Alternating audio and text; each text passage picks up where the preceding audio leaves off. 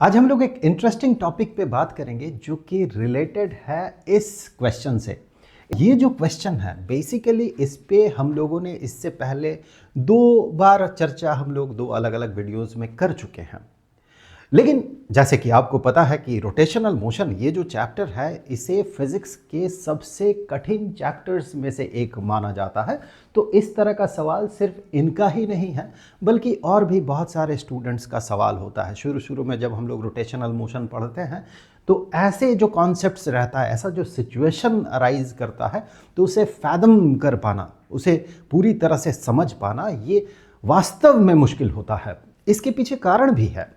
अगर आप इस सवाल को पूरी तरह से पढ़ते हैं तो ये जिस सिचुएशन को इंडिकेट कर रहा है, वैसे इस सिचुएशन पे हम लोगों ने इससे पहले बात कर लिया है काफ़ी बार, फिर भी एक अलग नज़रिए से हम लोग इस पे अप्रोच करेंगे। और वो जो क्वेश्चन था वो क्वेश्चन आपको पिंड कमेंट में भी दिख जाएगा, वहाँ पर मैं कॉपी कर लूँगा ताकि आप जब इस ड्राइंग के साथ अगर क्वेश्चन को साथ साथ देखना चाहते हैं तो आप उसे आसानी से देख पाए।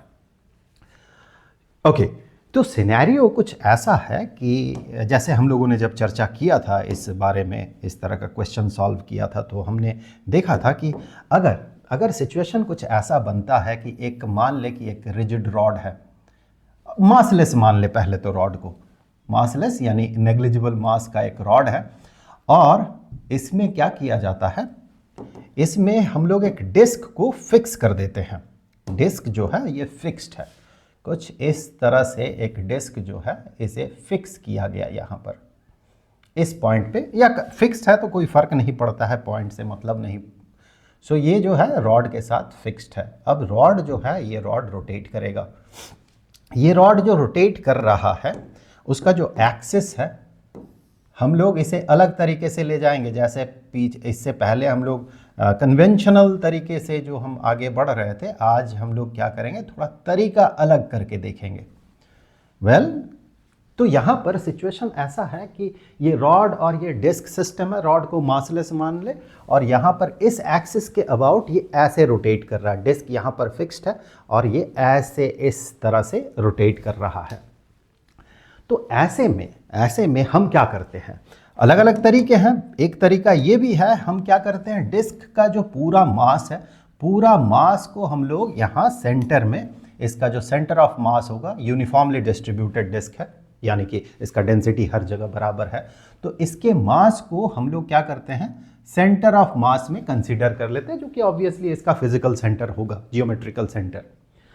सो यहाँ पर अज्यूम कर लेते हैं और हम ये मानते हैं, बेसिकली अगर आप क्वेश्चन को देखें तो मुझे ये पहले ही कहना चाहिए था, क्वेश्चन को जब आप पढ़ेंगे तो क्वेश्चन बेसिकली एंगुलर मोमेंटम के साथ रिलेटेड है। ये पूछा जा रहा है एंगुलर मोमेंटम को हम जैसे कैलकुलेट करते हैं उस तरह से क्यों करते हैं, लेकिन हम लोग इसे थोड़ा सिंप्लीफाई कर लेते हैं, क्योंकि एंगुलर मोमेंटम को हम लोग मोमेंट ऑफ इनर्शिया से चूंकि एसोसिएट करके देखते हैं, तो जिस मुद्दे पे हम लोग बात कर रहे हैं वहां पर मैं एंगुलर मोमेंटम को बार बार नहीं ले आऊंगा, फिर उसके साथ रोटेशन को मल्टीप्लाई करना होगा मोमेंट ऑफ इनर्शिया के साथ। इस पूरे चीज को, पूरे सिनेरियो को हम मोमेंट ऑफ इनर्शिया के पर्सपेक्ट में देखेंगे तो आपको अपने आप एंगुलर मोमेंटम के सेंस में समझ में आ जाएगा।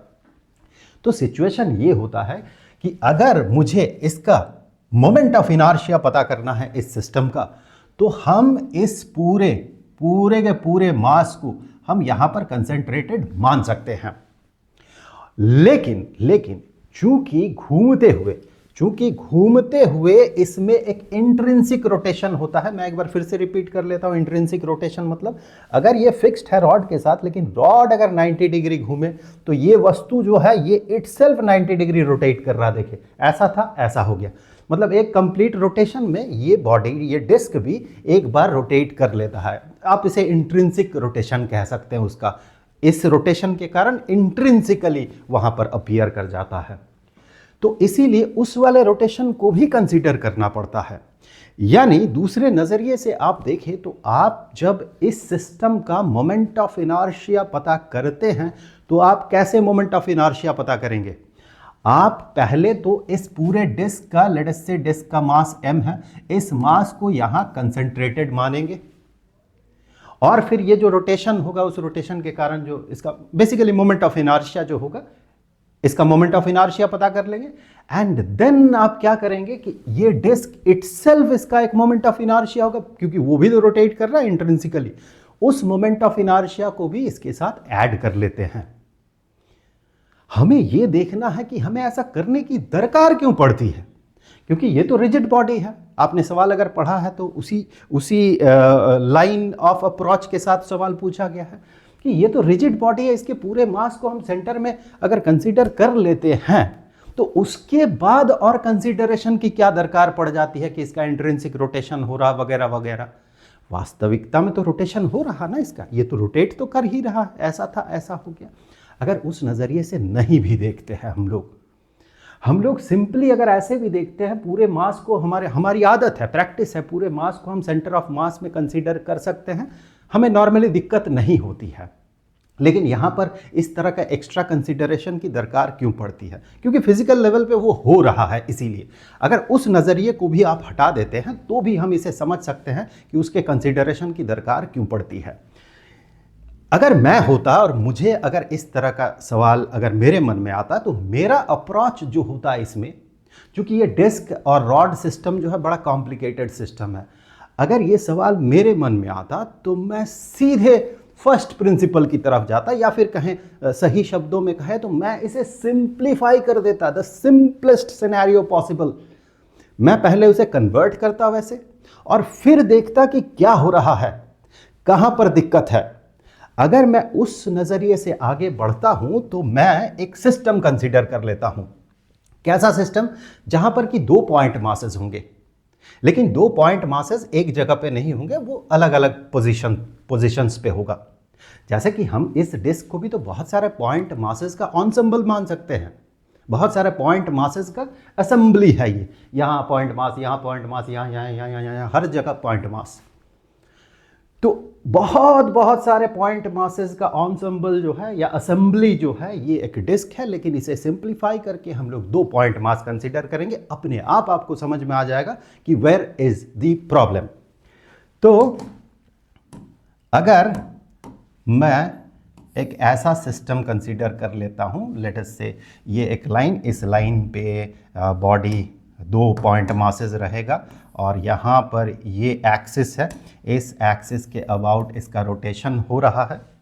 अब किसी भी डायरेक्शन में रोटेशन हो, हम तो मोमेंट ऑफ इनर्शिया पता कर रहे हैं। अब क्या करते हैं हम लोग 2 पॉइंट मासेस ना, एक यहाँ पर मैं कंसीडर कर लेता हूँ और एक यहाँ पर मैं कंसीडर कर लेता हूँ, सच दैट कि इन दोनों का, लेट अस से दोनों का मास है m, और यहाँ कन्फ्यूजन ना हो तो मैं इसे कैपिटल M कर देता हूँ, और ये इन दोनों का सेंटर या सेंटर ऑफ मास कह सकते हैं, क्योंकि दोनों सेम मास का है m और m, तो इसका सेंटर ऑफ मास भी, इसका जो जियोमेट्रिकल सेंटर होगा, फिजिकल जो सेंटर होगा वहीं पर रहेगा इसका सेंटर ऑफ मास। हम अगर इन 2 मासेस का जो सिस्टम है इसे हम इंडिविजुअली देखते हैं, बेसिकली फंडामेंटली तो हमें इंडिविजुअली देखना होगा। अगर इस पूरे सिस्टम का इस तरह के एक्सिस के अराउंड इस तरह का रोटेशन हो रहा, 2 पॉइंट मासेस ऐसे रोटेट कर रहा, ये एक्सिस है, और 2 पॉइंट मासेस अगर ऐसे रोटेट करे, तो बेसिकली फंडामेंटली हमें कैसे अप्रोच करना चाहिए इसे? हम इंडिपेंडेंटली इसका मोमेंट ऑफ इनर्शिया और इसका मोमेंट ऑफ इनर्शिया पता करेंगे और उन दोनों को ऐड करेंगे तो सिस्टम का टोटल मोमेंट ऑफ इनर्शिया हमें मिलेगा। ऐसा होना चाहिए, पहले ऐसा कर लेते हैं। अगर मैं ऐसा करता हूं और कुछ डायमेंशंस यहां पर मैं लिख लेता हूं, for example this length is L, और यहां से यहां तक D, और यहां से यहां तक भी ऑब्वियसली D ही होना होगा। सो अगर मैं ऐसा करता हूं, दिस लेंथ इज L और ये लेंथ है D और ये लेंथ भी है D, ठीक है। तो बेसिकली इस सिस्टम का मोमेंट ऑफ इनर्शिया होना कितना चाहिए? अगर आप वास्तविकता में देखें तो इसका मोमेंट ऑफ इनर्शिया इस सिस्टम का होना चाहिए, इस बॉडी का moment of inertia about this axis which should B mass into the distance, इस पॉइंट का परपेंडिकुलर डिस्टेंस इस एक्सिस के रेस्पेक्ट में या एक्सिस से, वो ये वाला डिस्टेंस होगा which is L minus D, so m into वो डिस्टेंस का square, so L minus D का स्क्वायर, ये तो इस बॉडी के लिए मोमेंट ऑफ इनर्शिया हो गया। अब इस बॉडी के लिए मोमेंट ऑफ इनर्शिया अगर आप देखते हैं तो आप पाएंगे डिस्टेंस हो जाएगा L प्लस डी, मास तो वही है, सो m into L plus D का स्क्वायर। यहाँ पर मैं गलती से यहाँ स्क्वायर लिख दिया था, यहाँ पर स्क्वायर होगा। ओके, एक बार कैलकुलेट कर लेते हैं, m कॉमन ले लेते हैं, सो m कॉमन हो गया और यहाँ से इसे एक्सपैंड कर देते हैं, L square plus D square minus 2LD, यहाँ से प्लस 2LD मिलेगा, वो कैंसिल हो जाएगा। और यहाँ से फिर से चलिए मैं लिख ही देता हूँ, L square plus D square यहाँ से भी, और यहाँ का प्लस 2LD और यहाँ का माइनस 2LD कैंसिल हो गया। तो हम इसे ऐसे भी लिख सकते हैं 2m L square plus D square. Fine, कोई दिक्कत नहीं है। अब अगर मैं इस मास सिस्टम के पूरे मास को सेंटर ऑफ मास में कंसीडर कर लेता हूं तो क्या होगा, मैं मान लेता हूं 2m mass is situated here, this is the centre of मास। हम मान लेते हैं 2m mass is situated here, और इसे मैं अगर एक्सक्लूड कर देता हूं तो प्रॉब्लम क्या है। यहां पर देखिए मोमेंट ऑफ इनर्शिया ना डिस्टेंस के साथ लीनियरली प्रोपोर्शनल नहीं होता, डिस्टेंस के स्क्वायर के साथ प्रोपोर्शनल होता है। अगर लीनियरली प्रोपोर्शनल होता तो इसमें कोई दिक्कत नहीं था, आपको और कुछ करने का दरकार ही नहीं पड़ता। हाँ, कभी अगर ऐसा सिचुएशन अराइज करे, ऑफ कोर्स आपने ऐसा सिचुएशन फेस किया है, जब ऐसा सिचुएशन अराइज करेगा, एक फिजिकल क्वांटिटी जो कि लीनियरली डिपेंडेंट होगा डिस्टेंस के साथ, डिस्टेंस के स्क्वायर के साथ प्रोपोर्शनल ना हो के लीनियरली प्रोपोर्शनल होगा, वहां पर आप मास को सेंटर ऑफ मास में अगर कंसीडर कर लें तो आपको और कोई दिक्कत नहीं होगा और कुछ करने का दरकार ही नहीं होगा। यहां पर क्या दिक्कत है, देखें यहां पर जब हम कैलकुलेट करेंगे, मैं एक सिंपल डेटा दूं आपको, डेटा से देखेंगे तो आपको ज्यादा बेहतर समझ में आएगा। For example this length is 5, यहां से यहां तक 5 है, और यहां से यहां तक 4 है, और यहां से यहां तक 6 है। हो सकता है 4 और 6 के ठीक बीचों बीच 5। तो जब इंडिविजुअली हम मोमेंट ऑफ इनर्शिया कैलकुलेट कर रहे हैं तो यहां पर 4 स्क्वायर अपीयर कर रहा है और यहां पर 6 स्क्वायर अपीयर कर रहा है। 4 स्क्वायर और 6 स्क्वायर, 4 स्क्वायर और 6 का स्क्वायर, इन दोनों को जोड़े तो 4 गुना 4 16 और 6 6 36, जोड़ के देखें 2 और इधर से 5 52। लेकिन 5 का स्क्वायर जब आएगा 25 और 25 और 25 2m है, तो दो बार 25 और 25 को जोड़ के आप देखेंगे तो आपको 50 मिलेगा। There is a difference. Centre of mass में आप मास को कंसीडर करेंगे तो 5 का स्क्वायर 2 बार आएगा, 50 बनेगा वो। और वास्तविकता में कंसीडर करेंगे, m मास 4 में सिचुएटेड है और m मास 6 में सिचुएटेड है, तो 4 का स्क्वायर और 6 का स्क्वायर जोड़ेंगे तो 52 आएगा। यही 2 का कंपेंसेशन होगा जब आप इसे इस तरह का रोटेशन को भी कंसीडर करेंगे, ये कंपेंसेशन होगा वहां पर। हाँ, हम ऐसे भी देख लेंगे, उसे ऐसे भी देख लेंगे। तो अब अगर आप इस नजरिए से मोमेंट ऑफ इनर्शिया पता करते हैं कि the mass, the whole mass is situated at the centre of mass, तो क्या होगा, अब जब मैं मोमेंट ऑफ इनर्शिया पता कर रहा हूं तो एक पार्ट तो हमें यह मिलेगा कि the whole mass is situated at the centre, तो इसीलिए मैं I1 कर देता हूं इसे, या फिर चलिए मैं इस पॉइंट को O डैश और इस पॉइंट को O नाम दे देता हूं, this point is called O। तो सेंटर हम पता कर रहे हैं, इसे नहीं 1 ही रहने देते हैं, फिर इससे कंफ्यूजन होगा, चलिए इसे 1 ही रहने देते हैं। अभी हम लोग पूरे मास को सेंटर ऑफ मास में कंसीडर कर रहे हैं और उस हिसाब से हमें क्या दिख रहा है, उस हिसाब से हमें दिख रहा है 2m mass is situated at the distance of L, सो हम कहेंगे 2m into the distance L, L का स्क्वायर है डिफरेंस। वही 52 का 2 यहां पर अपीयर कर रहा है, ये 50, L स्क्वायर 50 और L स्क्वायर 50 प्लस वही 2। हाँ, हमेशा 2 ही होगा इसका मतलब नहीं है, 4 और 6 था इसीलिए 2 आ रहा था वहां पर। अब हमें क्या करना होता है, अब हम इसका इंट्रिंसिक रोटेशन जो वास्तविकता में हो भी रहा है, उसके लिए इस सिस्टम का moment of inertia about this axis उसे कंसीडर करना पड़ता, पैरेलल एक्सिस थ्योरम, उसे कंसीडर करना पड़ता है। अब अगर उस हिसाब से आप इसका मोमेंट ऑफ इनर्शिया देखें, now this moment of inertia is about this axis, इस एक्सिस के अबाउट इस सिस्टम का मोमेंट ऑफ इनर्शिया वो होगा कितना, वो अगर आप देखते हैं तो वो हो जाएगा md² प्लस md², 2md²। इसे जोड़ के देखें, इसके बराबर आएगा। Okay fine.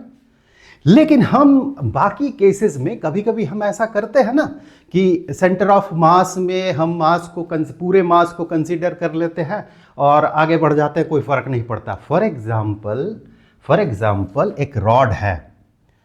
अब अगर आप गौर से देखें, यूनिफॉर्मली डिस्ट्रीब्यूटेड रॉड है, मतलब डेंसिटी हर जगह पे बराबर है। अब अगर आप एक चीज देखते हैं कि जो torque, let us say about this point इस बॉडी का अपने वेट के कारण टॉर्क कितना क्रिएट हो रहा है, ये हम पता कर रहे हैं इस पॉइंट के about, due to its own weight only. सिर्फ इसके वेट के कारण ये कितना टॉर्क क्रिएट करेगा अबाउट दिस एक्सिस। यहां से मान ले हिंज्ड है और अपने वेट के कारण ये गिर रहा है। ऐसे सिचुएशन में तो हम बड़े आसानी से मान लेते हैं इसके सेंटर ऑफ मास में इसका होल मास सिचुएटेड है, let us say that mass is m and mg is acting here. लेकिन वास्तविकता में ऐसा है नहीं। वास्तविकता में क्या हो रहा, इन रियलिटी क्या हो रहा, यहां पर एक छोटा सा मास एलिमेंट है, लेट अस से dm मास एलिमेंट है, सो यहां पर dmg फोर्स यहां पर लग रहा है। यहां पर एक मास सिचुएटेड है फिर से dm, तो यहां पर भी dmg इतना वेट यहां पर एक्ट कर रहा है। तो इन सारे वेट्स को, जितने भी वेट्स है छोटे छोटे एलिमेंट्री लेंथ या एलिमेंट्री पार्ट के कारण, सारे वेट्स को हम यहाँ पर एक साथ कंसीडर कर लेते हैं। ऐसा हम क्यों कर सकते हैं? इसके पीछे रीज़न क्या है? इसके पीछे रीज़न वही लीनियर प्रोपोर्शनैलिटी है, इसीलिए और कुछ करने का दरकार नहीं होता है। लीनियर प्रोपोर्शनैलिटी का मतलब देखिए, हम क्या पता कर रहे हैं? हम पता कर रहे हैं टॉर्क। तो टॉर्क जब हम पता कर रहे हैं, पहले तो मैं सेंटर इसका ड्रॉ कर लूँ ठीक तरह से, यहाँ पर सेंटर है। और जब हम टॉर्क पता कर रहे हैं तो हम सीधे मान लेते हैं कि the whole mass is situated here. Interestingly आप देखें इन रियलिटी क्या हो रहा है। इन रियलिटी हो यार ये रहा है कि यहाँ का जो छोटा सा मास है, मैं दोनों से बराबर डिस्टेंस दूर, या फिर कहें चूंकि ये यूनिफॉर्मली डिस्ट्रीब्यूटेड है तो मैं दोनों से बराबर डिस्टेंस दूर दो मासेस कंसीडर कर लेता हूँ। यहाँ पर dm, यहाँ पर dm और यहाँ पर भी dm। अब आप देखिए यहाँ पर एक फोर्स एक्ट कर रहा है नीचे की तरफ, यहाँ पर एक फोर्स एक्ट कर रहा है नीचे की तरफ, ठीक ना। तो अब ये फोर्स dmg और dmg, ये दोनों फोर्सेस के कारण टॉर्क बन रहा है। अगर आप टॉर्क को देखते हैं तो टॉर्क पता करने के लिए इस फोर्स का अबाउट दिस पॉइंट, इस फोर्स का जो मैग्नीट्यूड है विच इज dm इंटू जी, उसके साथ इस एक्सिस पॉइंट से इसका परपेंडिकुलर डिस्टेंस को मल्टीप्लाई करना पड़ता है। इस डिस्टेंस को मल्टीप्लाई करना पड़ता है। लीनियरली प्रोपोर्शनल टॉर्क जो फोर्स बन रहा है, लेट अस से df नाम दे देता हूं मैं, इसे df नाम दे देता हूं, तो df इंटू दैट डिस्टेंस, यहां से इसी को l नाम दे देते हैं। लेट अस से यहां तक का डिस्टेंस जो है ये l है, और यहां से यहां तक का डिस्टेंस है d, और यहां से यहां तक का डिस्टेंस है d, क्योंकि दोनों एलिमेंट जो है बराबर डिस्टेंस में हमने कंसीडर किया है। अब इन दोनों ऐसे ही और भी पेयर्स होंगे, सारे पेयर्स मिलके ये कंप्लीट रॉड पूरा होगा। यहाँ से यहाँ का डिस्टेंस, यहाँ से यहाँ का डिस्टेंस सेम है, और that distance is d।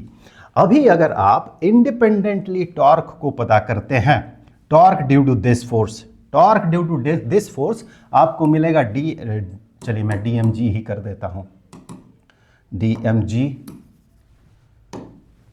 The force dmg, उसके साथ डिस्टेंस को मल्टीप्लाई कर दे। हाँ, स्केलर फॉर्म में लिख रहा है इसीलिए डिस्टेंस को बाद में लिख रहा हूं। So the distance should be l minus D, so l minus D. Moment of inertia के केस में स्क्वायर था, यहां पर नहीं है। अब ये τ1 है, ये क्रिएट कर रहा है τ1 और ये क्रिएट कर रहा है τ2। सो ये क्रिएट कर रहा है τ2 विच इज dmg और इसके साथ l प्लस डी डिस्टेंस हो गया इससे एक्सिस से l प्लस डी। तो टोटल अगर टॉर्क आप देखते हैं ड्यू टू दीज फोर्स, मुझे डी लगाना चाहिए ना यहाँ पर, हाँ ठीक। सो अगर मैं टोटल टॉर्क को देखता हूँ due to these two elements, तो टोटल टॉर्क इन दोनों को जोड़ना होगा। So D M G common और उसके साथ L minus D plus L plus D. So ये बन जाएगा ट्वाइस ऑफ एल। इसे मैं ऐसे लिख सकता हूँ 2 into D M dot G into L. अब आप देखें, अगर यही दो मासेस हम इसे सेंटर ऑफ मास में कंसीडर कर लेते, इन दोनों को मैं सेंटर ऑफ मास में कंसीडर कर लेता हूं, तो टोटल मास यहां पर मैं सिचुएटेड अगर मानूं कि that is twice of M, तो वेट इस पे लगेगा twice of M into G, twice of M into G, ये हो गया इसका वेट। और डिस्टेंस कितना है एल। सो ऐसे अगर मैं देखता हूं, so that torque in the second way of calculation, जहां पर हम उसे सेंटर ऑफ मास में मान रहे हैं, तो इस तरह से अगर आप देखें तो आपको मिलेगा 2dm होगा यहाँ पर, dm 2 into D M into G, 2 into D M into G और डिस्टेंस हो गया l। दोनों देखिए एग्जैक्टली सेम है। ऐसे ही आप और भी पेयर्स मान सकते हैं ना। एग्जैक्टली सेम क्यों आ रहा है? क्योंकि यहाँ पर आप एक एलिमेंट और यहाँ पर एक एलिमेंट माने, दोनों का सेंटर ऑफ मास में ये सिचुएट हो गया। यहाँ पर एक एलिमेंट, यहाँ पर एक एलिमेंट माने, इन दोनों का पेयर सेंटर ऑफ मास में आप मान सकते हैं। ऐसे ही यहाँ से इक्वल डिस्टेंस दूर दो एलिमेंट, उनको सेंटर ऑफ मास में माने, फिर इक्वल डिस्टेंस दूर दो एलिमेंट सेंटर ऑफ मास में माने, फिर इक्वल डिस्टेंस दूर एलिमेंट सेंटर ऑफ मास में माने। ऐसा करते करते पूरा रॉड कंप्लीट हो जाएगा। तो इसीलिए रॉड के केस में चूंकि हम टॉर्क के कंसीडरेशन में हैं, टॉर्क को कंसीडर कर रहे हैं या टॉर्क को कैलकुलेट कर रहे हैं, और टॉर्क डिस्टेंस के साथ फोर्स का जो डिस्टेंस होता है, फोर्स अप्लाइड फोर्स का जो डिस्टेंस होता है फ्रॉम द एक्सिस, उस डिस्टेंस के साथ लीनियरली प्रोपोर्शनल है, लीनियरली प्रोपोर्शनल है। That's why in that case हम लोग क्या कर सकते हैं, पूरे चीज़ को सेंटर ऑफ मास में माने, मैथमेटिकली कोई दिक्कत नहीं है। लेकिन in case of moment of inertia it is not linearly proportional नहीं है, बल्कि उसके डिस्टेंस के स्क्वायर के साथ प्रोपोर्शनल है। Then some other quantity is there which should be considered, and that other quantity is the intrinsic rotation, या फिर इसका अपना moment of inertia about this axis. So आप किसी भी नज़रिए से देखें, आप वास्तविकता के नज़र से देखें, तो आपको ये डिस्क जो है इस तरह से रोटेट करता हुआ नजर आएगा। इट इज रोटेटिंग, भले ये फिक्स्ड है, rod is rotating, disc is rotating. उस नज़रिए से देखें तो आप फिजिक्स के सेंस से आगे बढ़ रहे हैं, और आपको वही मिलेगा कि आपको इसका इंट्रिंसिक रोटेशन को कंसीडर करना होगा, यानी कि उसका अबाउट दिस एक्सिस, इसका जो मोमेंट ऑफ इनर्शिया होगा उसे कंसीडर करना होगा। अगर आप गणित के नज़रिए से आगे बढ़ते हैं तो आपको इस तरह का सिचुएशन दिखेगा, और इसे कंपनसेट करने के लिए आपको यहाँ पर क्लियरली दिखेगा कि पूरे मास को सेंटर में कंसीडर करने के बाद भी something is missing, and that something will come when हम लोग इस सिस्टम का अबाउट दिस एक्सिस हम उसे कंसीडर कर लेते हैं मोमेंट ऑफ इनर्शिया को। और ये है क्या? ये है पैरेलल एक्सिस थ्योरम, कि अगर कोई बॉडी जिसका नेचुरल एक्सिस जो है, इसका नेचुरल एक्सिस ऑफ रोटेशन अगर ये पॉइंट है, ऑब्वियसली होगा भी एम मास, उसका सेंटर ऑफ मास में ही उसका नेचुरल एक्सिस होगा। सो अगर नेचुरल एक्सिस में इसका एक्सिस ऑफ रोटेशन नहीं होता है, तो ऐसे केस में इस सिस्टम का जो मोमेंट ऑफ इनर्शिया होता है, वो मोमेंट ऑफ इनर्शिया कैसे हम क्या कहते हैं पैरेलल एक्सिस थ्योरम में, कि moment of inertia should be it's natural axis के अबाउट इसका मोमेंट ऑफ इनर्शिया, जो कि होना चाहिए 2m इंटू डी, या फिर md प्लस md, जो कि 2m into D. This is moment of inertia about natural axis। उसके साथ हमें क्या जोड़ना पड़ता है पैरेलल एक्सिस थ्योरम में, कि उसी एक्सिस के पैरेलल अगर वो एक्सिस हो जिसके अबाउट ये रोटेट कर रहा है, तो फिर ये जो डिस्टेंस है, ये डिस्टेंस विच इज l, इस एक्सिस और इस एक्सिस का, नेचुरल एक्सिस और जो जिस एक्सिस के अबाउट रोटेट हो रहा है, इनके बीच का जो डिस्टेंस है विच इज l, इस पूरे मास को विच इज 2m उसके साथ l, ओहो ये d स्क्वायर होता है, आई एम सॉरी, उसके साथ इसे l स्क्वायर, इस डिस्टेंस के स्क्वायर को आप मल्टीप्लाई कर दें और इन दोनों को जोड़ दें। यही तो पैरेलल एक्सिस थ्योरम है। और 2 नहीं होगा, हाँ 2 होगा यहाँ पर, because mass is now 2 twice of m, mass is twice of m। तो इन दोनों को जब आप जोड़ते हैं तो अल्टीमेटली आप यहाँ पर लैंड करेंगे, आपको वही चीज़ यहाँ पर दिखेगा। सो इसीलिए एक रिजिड बॉडी होने के बावजूद इसके मास को हम सेंटर ऑफ मास में कंसीडर करके हम कंप्लेसेंट नहीं हो सकते हैं, बिकॉज और भी कुछ खेल है जो पीछे चल रहा है जिसका कंसीडरेशन बहुत ज़रूरी है और इस तरह से हम उसे कंसीडर करते हैं। जल्द मिलेंगे।